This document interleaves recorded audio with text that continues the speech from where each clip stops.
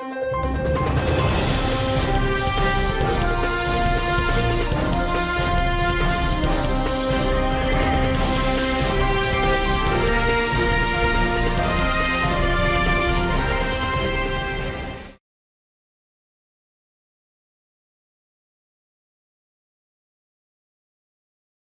wezo vai be mi wenenyo be ona me kanu di be mi opata mi le jajara ro mi lagba si nya me di okudo to go be ha ho dunya hebe enyan ti egbe ami pe ma onya no to gan de ka King Joshua Agboti eye lava de no me na mi do edo ona gidi wo le nya be do amele keke ko bona me ki won pastor Bubuta wezo yo awo mi to fond de viodi ni sobido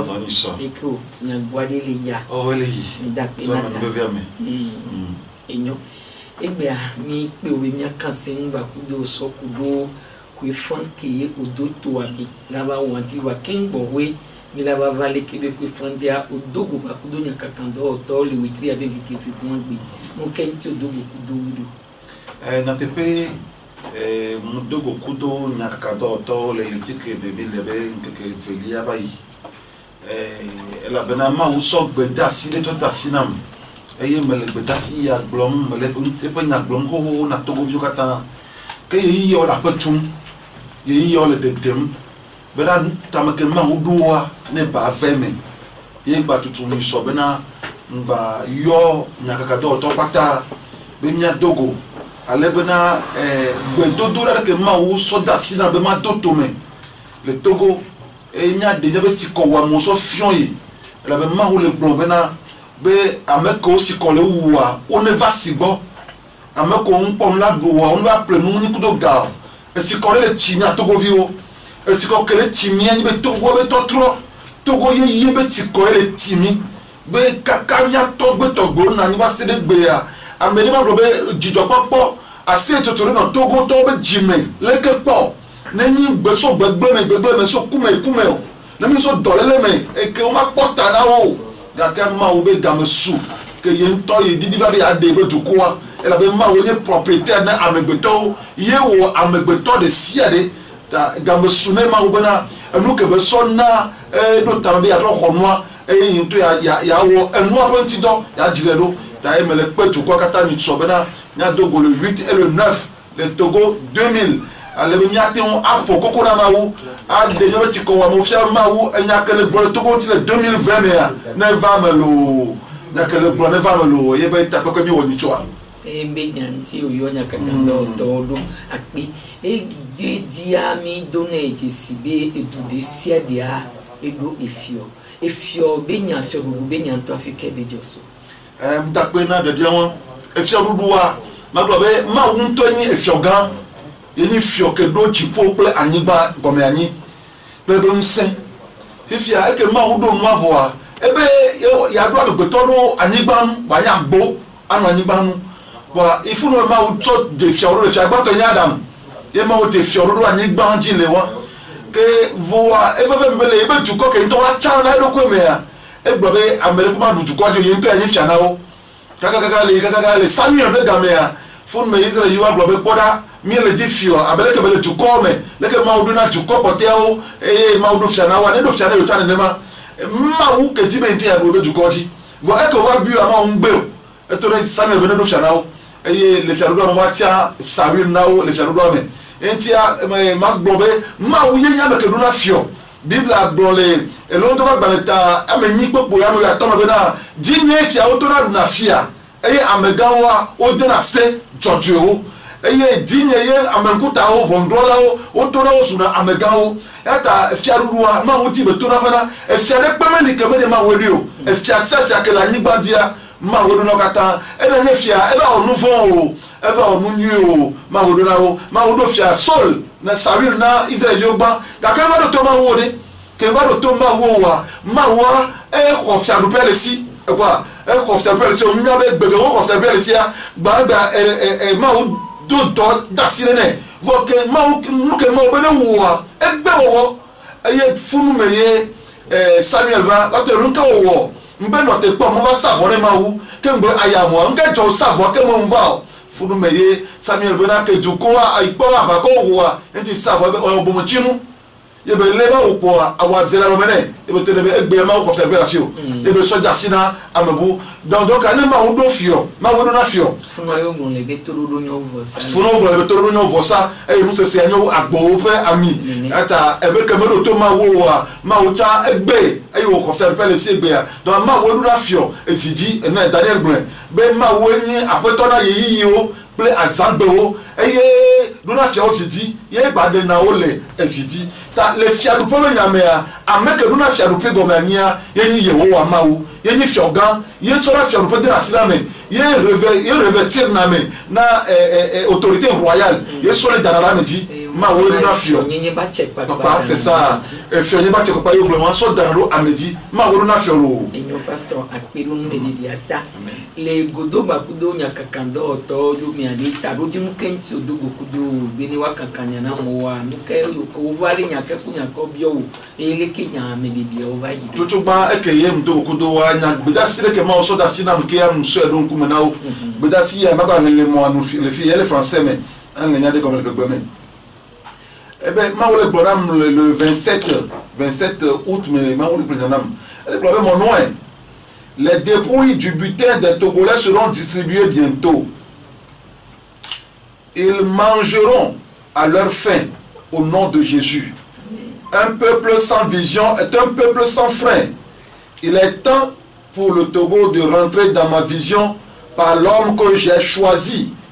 Je dis bien que vous n'apercevrez pas les nuages, ni les vents, ni la pluie, mais la vallée se remplira d'eau, car c'est ma jalousie qui l'accomplira, et vous saurez que je suis Dieu. Je fais ce que je veux. Mon règne est au-dessus de toute souveraineté. D'éternité en éternité, je suis Dieu, l'omnipotent, l'omniprésent. Je vais changer la situation sociopolitique de ce pays en paradis sur terre, au nom de Jésus-Christ, selon ma justice, parce que c'est moi qui ai instauré la fabrication du serpent brûlant qui était élevé au désert. Ceux qui étaient mordus par les serpents et qui avaient levé leurs yeux pour regarder le serpent brûlant ont été sauvés. C'est le tour du Togo d'élever ses yeux afin de regarder le Seigneur Jésus-Christ pour sa délivrance et sa liberté des mains de ces tyrans, car le Seigneur Jésus-Christ est la seule échappatoire qui le sortira de sa servitude. C'est pourquoi j'ai choisi un homme selon mon cœur, courageux, doté de force et de puissance pour accomplir mes desseins. Parole de l'Éternel. Amen.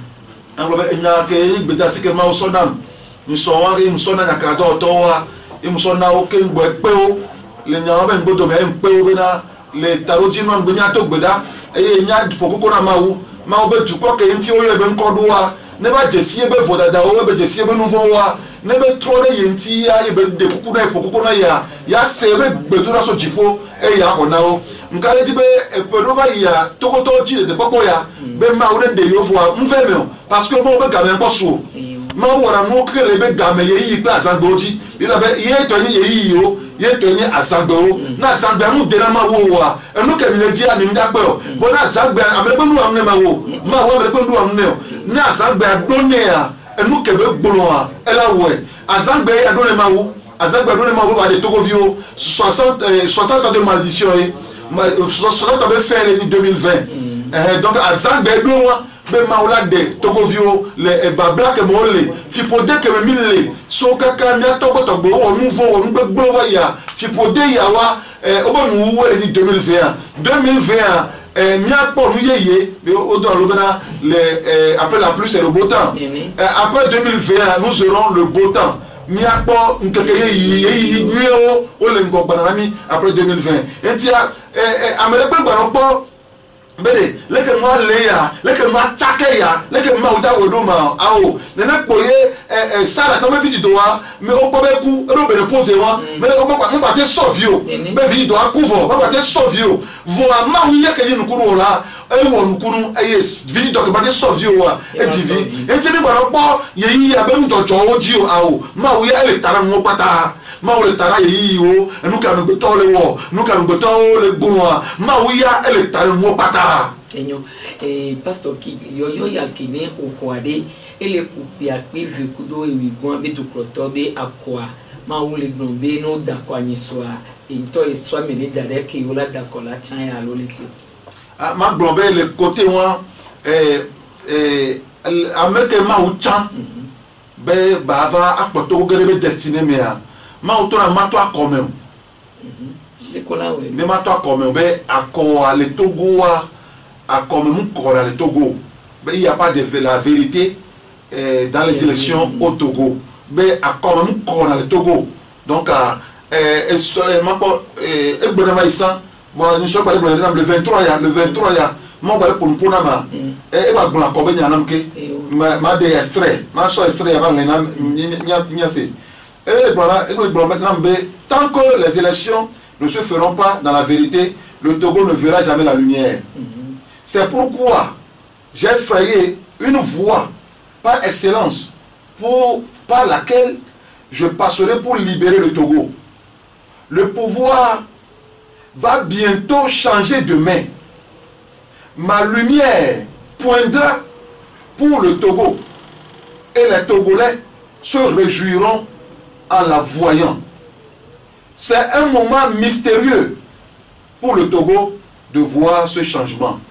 Extrait de Moudele et Nyamewan,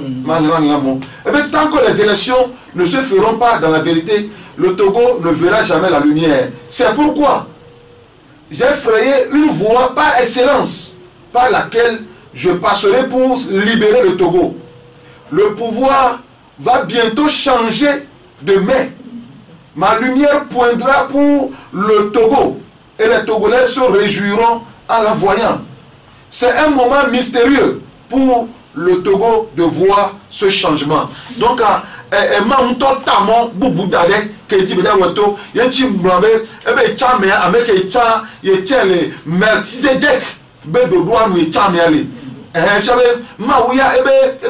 constitution, elle est na Togo constitution, Togo constitution, on respecte rien. Nous respecter, ça c'est une vérité. Et tout le monde le sait, nous respecter la constitution. Donc, on met notre constitution à débat. Donc, et ordre que bien sont avant donado parce que même quand on peut rabeller et nous sommes pour quoi ou isukulo ou bu isukulo et amelia qui a le Togo be ate buji ni opposant de budia bere mulio mule possible nyamia les turcs est opposant au comment déposer candidature nyamia les turcs ont la situation socio-politique à bon les déposer candidature. Non, soit nous sommes le Togo, alors nous sommes le Togo, nous sommes convictions pour moi, à Niébénade, assez comme Benade, à mes conditions me permettent Benade, à des élections le Togo à Djio, conditions me permettent. Donc, à Togo, le problème, on a accueilli les gars de l'eau. Moi, accueilli les gars de l'eau. Moi, il y a une idée bon, on a le Togo à dit, bon, on a venu, à quoi, Ndakwena de l'écueil, bel 20 minutes. Le Ndoko, Avakoro, comme tel Wame. Et le 7-08-2017, 2018, pardon, Mnejo, Zame, Mnedo Bera, Kaka pour Zagave. Les Zagave que Mounania, Mpo, Kevine, Kevia, Moudi, peuple, et les peuples, et donc, quand les peuples le nez, le peuple millionnaire. Voir elle forme c'est même colombe ne colombe taillot voir elle c'est colombe de forme moi voir ben tire c'est peuple ben tire ne bon peuple ta benio voir que viwa elle n'a ni Togo ba yadi que ben le Togo ba yadi les gars mais ma on bobo fatine les ça que y a mon niveau les bobo mo bobo fatine muso ya yame que dia 23h bobo bana après de 23h que dia bana alors ça parle Togo ba ni ba pataji et ben non Togo dit la yame ben nous qu'on Togo tolo ma bujio ma dema ubo ma yio on va ben do ma yio donc la revient la yame donc 23h mais mon 23h là 2h du matin voir mon pas revient 23h le temps doit dire mon zoya yame me le revient que me le revient nous sait que le revient mais mon de le revient mais les amis faire que me va jania que me da revient que vient me domaine et tianiba qui fait que moi me bobo ko le funu wan pa abore abore enya abo avec gboleme jardin façon gboleme que gboleme la o di nudo ani ba me le funu enu ko o di e mo pe qui fait que le job o pa ke dike na so mi le gbota me ale keso ne gbota ke keso mia musene di sale gbota me le funwa ameke les anciens to go dia ye be dolole yo le blobe a o gbona da de nsia jovo o gbona ba de nsia jo be nsia le voa to go mle yin ko pe o gbona da de nsia jo o va de jo ne ba gbu pata po evo bo amele bonne me se ke mdo funwa re mdo aboa ye musa ke la le aboatia no gba na musa ye mgbe musa noté et le le 7/08/2018 7 août et me que mu demusia doze le ka ma oponponam e wonka jo musa mulela ro meleke e mala ro menam leke ya ameke to ni musa ameke les musa le togo adia mpa na ava ya me le to na menare yidi kukuba no so musa na ye e mo to na bele ponku ni nda nweni be mate to so no aneba e nu ko so le bleju ma to so enema wa ye bu jo le bo e de kukuba ka ni musa ni o ye bu jo le bo e be ko e ma oponponam kudo enunti to ko be ku hia enye gbogbo be musa won no to adi vo fi ke mi do egbere gbogbo von bale bu togo ji o ma to na togo vi de pepe gbogbo von yo wale o be nse abosanto satalanto e vio patare o npale pon se togo ju aji o ma un to gle domina o vo enu ogble vo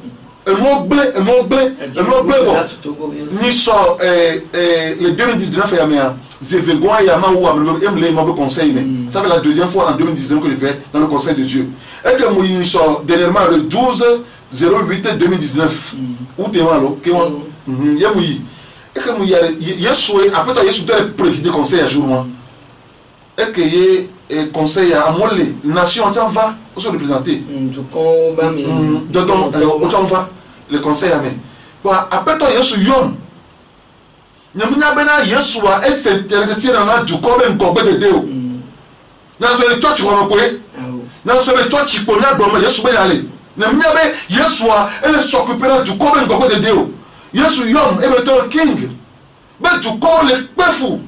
du corps le doya du corps le seveve so nu moti na nronu ye mu so nu moti ye mu jeru omlo anu ko ke mu nru a mu do nko pata mon kaka mon faut que mon va quoi il y a ton lambe il y a des maté bleu dans le super bleu pas et me pour que bleu là bas il boit fait ni mon ya Yesu Christ que mi le yo il me sort dans toi tu comme ya Yesu aller et pour du comme ngogbe yi be na bo funu nyale be Yesu a yenye ngogbe de siale Yesu ni ko yi de siale Yesu ni tobeti na du ko ne pepe be titeti pe du ko ben ko yi ga me soubenare Togo doit pas t'amener à toi les Yesunti. Nya Togo le Togo 2000, le 8 et le 9. Nya Fakoni na maou, elle avait maou au navolo. Vonu na Fakoni ne. Eh ouais fort. Nya Fakoni na maou. Le blé moi ba don tira ba se. Elle a comme le blanc, le blanc prophétie aou. Et nous que ya joie le blanc. Nya blondi. Et nous que ya joie le blanc. Et nous que ya joie le Togo, le blanc.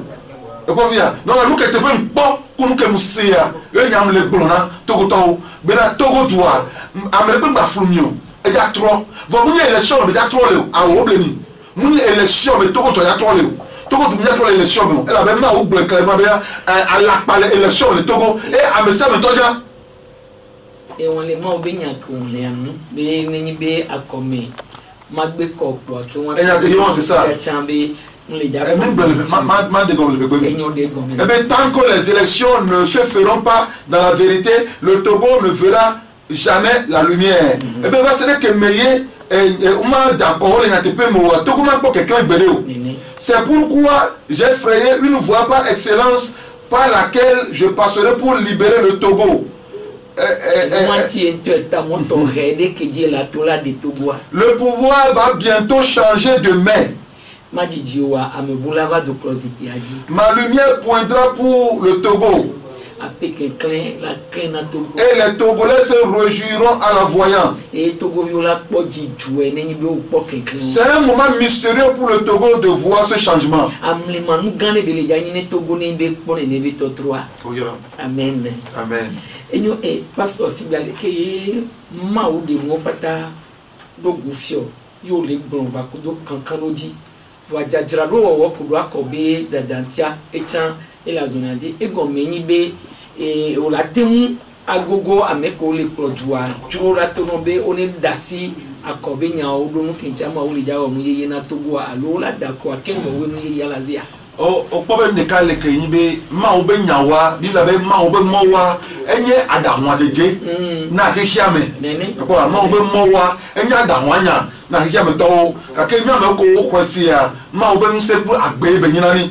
donc o pobe nya fifia mbobe no bo akpo kpo ameso obe Mose be protocol ya so Egypte na kpo so kara mani maji Mose ke nya Egypte be kata nwere enya Egypte be jo nwere ya e protocol to aputamo le nunya lo boa ya kametoy ni Mose yo Mose ara toy le yo matin to apo amedi o matin pa fo am matin to apo be la yi eduwa me o voluke de Mose ya kpo am ya to apo me o fike ma o to ne veneto e fike ma o ya to ne veneto e wa duvala me to ko nke o enya da bajenya opofia e ko wa do jeri ko be tume ya jeri ko ba e be gre po e lo lo be hun la te to ta me fa voa ma o be nto o le so wa po kran wa ki ha wa tro de wa to André voa le nya gbegbe ya no bo so bomb gre ti ba do mo me po wa no so o la we gbo po la kaka fo ma o ya ba po kran le munya la boa c'est insensé donc munya ke mle bo fifia le mia be munya la bo to boa ele insensé na o ko ba da baji wa ko ba da baji ni ala to ko la ho nya waji ada wa to ko la ho nya waji se voilà ameke boye ma wu kle de ya mi ame ameke ma wu kle de be jimia ye ko la te se nu ke mle bla go me ma wu to cha bule be ame ko be o nya ho ma gulu be wula e be nu nya do ye wana ne be le won ye wana ne be le won nye o ma nya to se na mo be nya ye wan donc a nya fifia ma won po de mo na mhade be ma va igbo na wo e de mo na ma gbo na tukuwa e ye won won po de mo na mhade be na ma yi wa gbo ne ma va igbo na wo ne gbegbe de mo na ma igbo na wa ma yi e ma va igbo o te mo do te nda ko wa no ke mo juru be ya wa ya wa ne be igbo mo et non pas ça o le mo be le yo du comme vieux le witri ke me la dia me fika tutu yo le yo be yo adogule mle yo Togo vieux pata nya mu touch be nya yo lo enye Togo du abe nya yi on ne sait que bele dit to amesia me ke ye to to be si ko bele wi po a amene pepe bi la bena le ma ya ne ga ke meye gbogbo di diva amesia me ke la ya pota be nko ola nko ola de huno so e ba fapo ole yi apostolo le kakama nya le ye huno ataba le gbona mo bele Yesu be ko be a gbogbo fo ni to go la me ame a gbogbo fo to go la me ye no so to be note e wa bele Yesu be nka de tere be note o ameke mu chite nyaji o nyaji wa ele nyaji donc amesia ke yi Togo vi nu ka o na so ke mo le o mo le pe amesia me va Togo 2000 ben ya kene kwa siji da mawu musulman de pepe amesia ke gamena de mawu edo tamere Togo ti be 2020 Togo bani ba e ya to le ntia fa ya ke le blo bena e la femme le pas aujourd'hui allo tukarare allo le avant de ya awo e la femme le ntia femme ma on to nya le ke ba wo rami ma on to nya le ke ba wo do ye Togo vi be ma wa kora ni gba ma on to nya le ke ba wo Togo vi le ke be ma kora ni gba ye nu go me c'est la femme to to la va le nu go me c'est me ntia mle pe Togo yo kwata le Togo 2000 ye Togo 2000 fait que fois on a fois dans les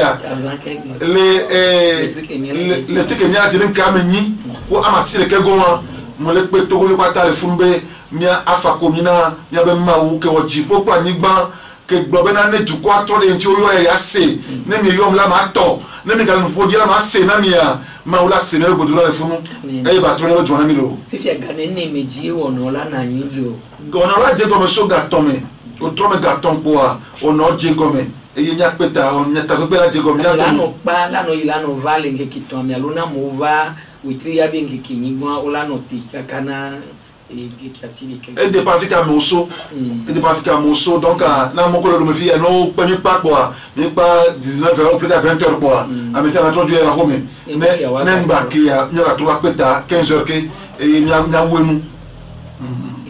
et pasteur les jajraro mene akwa amedele ame agno be echana nyiko ya lobe akpo gomi la kwa bi de voile na mrenya be ma ugro na yibe eyela no asipiaji de ma ula tembro ne be nyane amesugoli nyabe du ame ba mesi amele mo be yin ma oba metete akija program pobe ndeka kele nyanya nyibe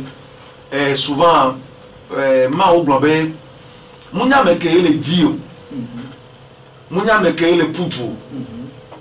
dake enyi takia so na ma untobo enti we so ma o ke chana la me gbo enu ya bila rombe le jusipia amesugbo la gbo na be ya puju voa no puju ka me ka gbo naji okay nyemgbe o na me le gbo be ma o chai ma o be chai ya nyemgbe o bo ameke ma o chai ya nkwa me ya nya ke bi conseil ya me ya le 2018 me wa et me conseil ya nkwa me ya même depuis 2015 mais quand il faut me conseiller à mettre tout bas les gens 2015 il me conseille à mettre tout bas que me tout bas un point mais avec il y a du fur un point donc il y a un dessin mais bon bien la personne est établie depuis le ciel quand du pot au doigt mais il faut au doigt mais aller waouh quand du pot au doigt mais aller au décorat mais il y a un pot donc na me le problème ma ucha ya n'enko na pas encore bera avec ma ucha quoi il y a pas vraiment que la funa les chrétiens ontia et la funa vidéo mina be mawa mi donner c'est pas la patronne parce que il y a que bon bon mi no tana za no problème ma wegle bah faut que mon les chrétiens et non que les mo ni be ni chrétien do ni chrétien non to ambition de la globe ni to ambition be ma onu ya ne didi le on to me wa globe didi le me be ma onu ya ma wuye be ma we chai ma we gbon be ina o le ko awon won ke mi le wa e won amunyon ba via ne ma un gbon be wa ngba da tere ma si ma wo gbon awo ba amunyon ma wa me ke ma o chapo de ga me supo mo ta da le go ami se me la kwe parce que ndo epidemie ade yes taxi de ndo wa ami ale to na be ya me pe won mi a o le ja d'accord be akokeye o da ho le bonbon me ba pa dia be mi ami ho sibe enu mi ba ona le ntila me wa yin na ko da gbo me bonbon mi to na nyo da ko ka ko do amevo be mi akobe ne o ka ka o vo ai ke mi ba ona le ntila me wa de ko mi ba tena gburu mu aji e na be ko le bronya be le mo be conseil mi o so ameke la du fi o tien voix mo le kan lo di mo le ho di si ne be le amen enyo papa mi nya be to go vio le boya o si be ma o ba menene ne o le bronya yo fi fiare ma o si bo le do no politique menene pobe ma wa ye dum do fi be ye do fiadu po gomani ye fiadu pe de pepe ya ma ba mo dura mo ni parce que be ko wado sola Samuel edoe ma ba me doe po ye ya politique ko ma ba me do ya ça Davida ma ba me do e ke be si amine ye ba ike ko Davida ye ba si amine Davida donc le fiadu pe be nya me ma ba me wo ni tometi tole sa pe na to na so na ke kan de to na waji na tu ko dem le buma ba mo wa mu ka de na ma wa mo le sa pour faire bien mo va les dometi ma wo ni dometi la faire loi donc ma wo représentant wa wo dometi ko via efio Josaphat kudo efio Yoram o le yi egbeji gbedeka o le gba kudo Moab be fio be ba ko be dukoa to le yi o so mo nke mandre o nko sinu ko nko sinu wa o be yale ku wa so de ko ta ku wa ye Josaphat le bi o se be ma o ba mere pem le fie goji wa po o so be kelkele era so ma wa le boy mu fia bo ba so awo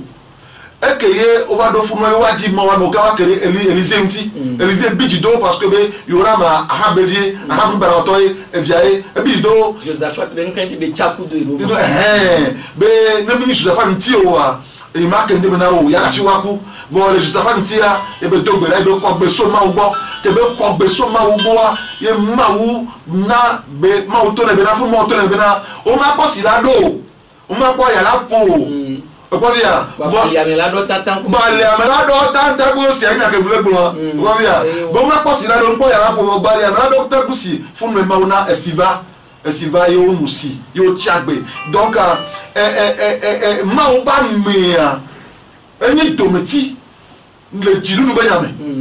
ma ba me ni dometi le jilu du benyame ba nyina kenklen na mu ke joye nyewo eso ameke odu aso fion ameke ma odu an ke jo ma so nyam no fu ma so fion mo donc nke jo mo le pour am so Togo anti depuis 2013 donc ma ba me ni dometi na fiandu benya mi do ase comme ne la c'est bon mais ni la go yebe fioko tono anicha yeba mekubi dona rura na wagwe yewa de mi wori aleke maison leke no maison leko wa mi aleke la to David nto chama wa me to ne be ko wa munyore e do lo balo ne boye ba e wa yo nu gbegbe yewa c'est ça ke wa ma ba mi wa urula no e fa kele ne ni ade nka ma ba mi wa o mu ina du proto gbo atron be du proto e mi aleke kule wa lu ma ba so gbegbe asino bi wa so no na du proto ni wa no promi wa lo leke oke nya be edua enyi subo vovovo be dua ina ma umle wani no awo ko souvent ni be ma ba me ela ke fio bala so nya so ba no fio ma ba nya so ba no fio wa souvent susule no na nyasi e susu yin be ne muta ba ka mute fio agboa ma gbonya ke ma gbon ba so kana ma eyan ke la nyon ni la di enu eyan ke la toji ni ya ni ba dam ga yemi ji na mi be gbona e fio donc la corruption au fait et comme et vrai on vient egbe ma wa mo ba servir ma wo ma wa le servir intérêt servir wan to wa be podo donc no ne fa be no ifia bon ne ya on tire tout na tepe na fio bon via o be gbona nya ke wa gbona ba vivi na fio e fia ba so e gana wa e mo wa mo gbona donc va le blé ma va ya e ke ma o don eli ya roda e fio ahabo e ke be ko nabot ba gbelia e ke fiando po Elia zeleka inye be amewa ye mate négocier ne be kudio ye mate corrompre Elia e vos zeleka be he nye futo le kadem tinya be nye futo wo nye Israël be futo e ke le wo nke gbegbe le to le ku plan gbegbe o ta afi ke avu ni do nabot bo bulia afi ma ke avu adi do ha wo bule e o to le gbo ya ta ma wa mo wa o gbonya te pe na afia o wo gbe ma wa mo ko le gbe ya gede wa o ngba te ina afia o bo ato ma o ba nya ke ma o gbona o gare mo no to nya o na wo tina wa yo me ka ko wu na me du to chafa ne ma wo o po be afio emi a ma o ba me ya emi a dimension le me dimension que ma o na wa emi o la nu la so do wa comme que ma o so no c'est ça amoko ina afia o bo wa dimension elle on a vaut que pas sur que tant les do moment là toi tu vois mais et ben dimension le faut avec une affaire au bois ma ou dana kokon mais de gbogbo kokon mais de wati et on soit une affaire au bois c'est même moi c'est le nia que moi c'est la femme en retourner une fois on a déconné parce que kokon que moi on dans le dia ma cho ma una pharaon pas bien ma cho ma una pharaon Elie une affaire au bois tout le affaire au bois parce que moi on soit kokon mais dans Elie a dit donc avec moi on va me ko ina fio boa on va ko me levo na moi on va me ko gbomo na to chiko me ko la mise gbomo na chiko me va ko me a levo na mi ne bele won pastor nini be Togo viola se ni be gomi so ko do nyako pata ma wu no so Togo antia nyake yo la de do asogo ibi amisia mejidele po eye o bale mo popo me ni jaja o me ni akoki bana ame bobo do le brembe munya kolega do Togo nyado ame do be o mi so America yi ne yo adoji ame do be o America be yamda hinji rubuvo wale yo kiki mi ama o le brombe ye nto ye ta moto hede keji le ya so ame de to le nyam lima be ndi le ja jo le Togo yo la po kenkren yo la so ase yo la po jijoe ne nya relation ni Togo bi ko le se nya be ko ko de monti mdape manya ke ma blan Togo vi wani be na ma wu mu wora nu do amegbe to be didi nu ma wora nu sia nu le pe lolo nu me Togo ju gba possible na de ne ye to le mo be na ma wo mi aso apo a ma wo la ba we so na yo awo ele Togo be nyame a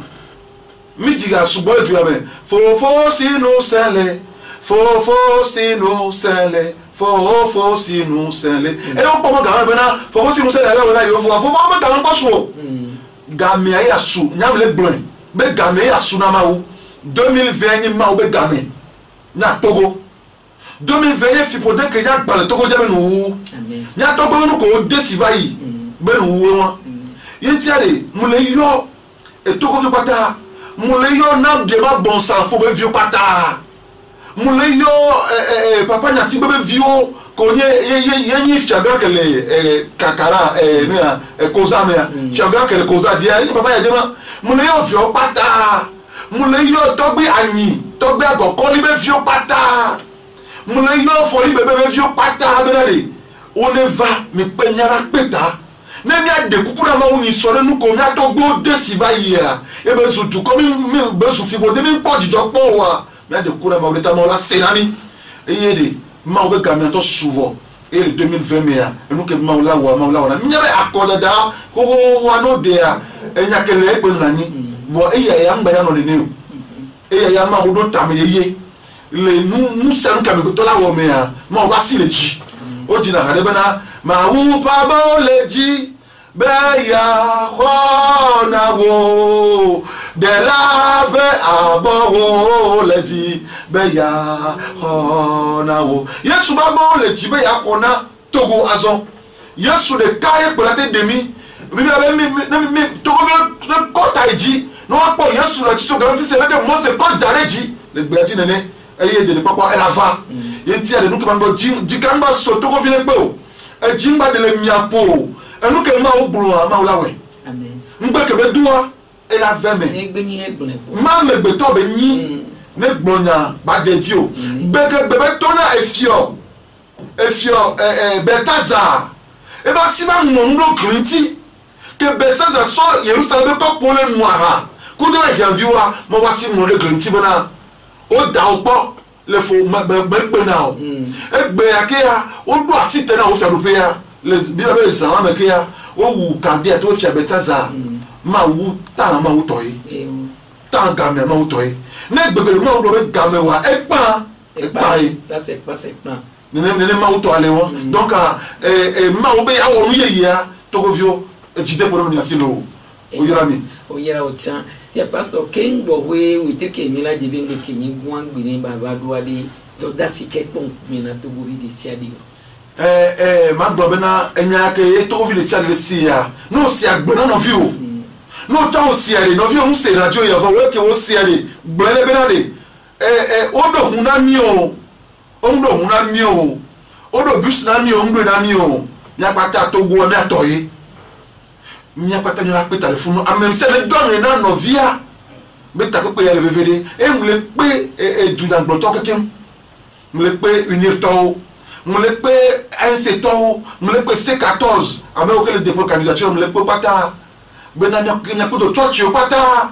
ko do rasu so ke to wa mu le pe o be amesia me so gbeda si ya so ila no via ke mu si o wa ne so ila no via e be ni so le 8 le 9 ya do ne nyate on ya gbe pepe yantia e be nya do ngana no ale na te va la bosso some ya te va ne mia aba pokoko abli bo ani bana mawu ne mawu ne ba atona mi lo ape toto veve awe no awe to mi do ape na mi be mi si nyamedede oso pastor King Joshua gbo kudo egbedo atike Yehowa mawu ne so to guanti kudo to troyeye kila va to gwa ke klen ke mawu le ja klen na to go yo le piape vi kudo e wi mu to akoda davi nyame yo wa mawu be into eta e mo jani e mo to hede be ameke la va pro e du amela de to le be fu pepe be awa du kududu feve se be si agbetomia e ne ba mea into e chento no me to hede di e nyam le ma be mle ke la jo e to go yo patola po e yo la soasie o la po di ju o la nya be yeni Yehowa ma wo se patato ke won agbedo asi won ma wo ya egbonlevo mu ke be la wa e wole gbogbo me kekemvo wa dia ne ba do ntina ele be nya to go yo chamia kukutu nya gba no do gbe da nya no do ape ne ma wo do avun ke be ndre do to go ta do ke be woni to go nya no da pe ne do ta jin ko kembo we di duwa baba ze e won tia o le pe mi o patane we trike mi la dia ben ke kini gwa kudo asile ke gwan gbe le fois to go 2000 afiko wona si fi obi wona le a gbe do ra be wona gan le funu mu kan church ko ino nya mu ni church be nya e o mu ni be mu ni church ya mu ni ame ya le ki a o tu won yo subo no agbere no yo yin o kɔta kɛ yi o nyi o malɛ yi o nyi o n'o gbe nyi togovi yi o tsɔn le dzi be tɔtrɔ ne va ne aya yeye ne ƒo le togo kpoa o kpe o nyi dunyagbɔn ha be ŋkɔnɔtɔ o nyi ame leke o tsɔtsi ha ɖe be ŋkɔnɔtɔ mawu nɔ yi o nyi o episcopo yi o bishop yi o ame ɖe kpekpe ko gbe nyi kpoa o kpe o be ava kpɔ gome le ɔna ya me n'o nyi togovi yi o lɔ togo yi o kan ɖo dzi be tɔwo nɔ la te ŋu ŋdanu wa le togoa ki wọn yɔyɔ ya eyɔ bi o tsan kpɔ gome le me ne akpedodo asɔnatɔ wonɔ do yebe lɔlɔ kebe do na togo yebe sɔdzi lulu ale ya sɔ ne le fia kpe do wi wɔn ta mi yɔ me terezia de de ma sɔ nye ŋu le de dɔn pierre ogado suleman gba kudo kiki sosa ɔnɔ mɔdandɔ bia mi dɔ pe ne pastor king joshua buti eye va de nuwo me na mi egbea ki wọn kikia ba dzidzi de mi ɔkpata bye bye.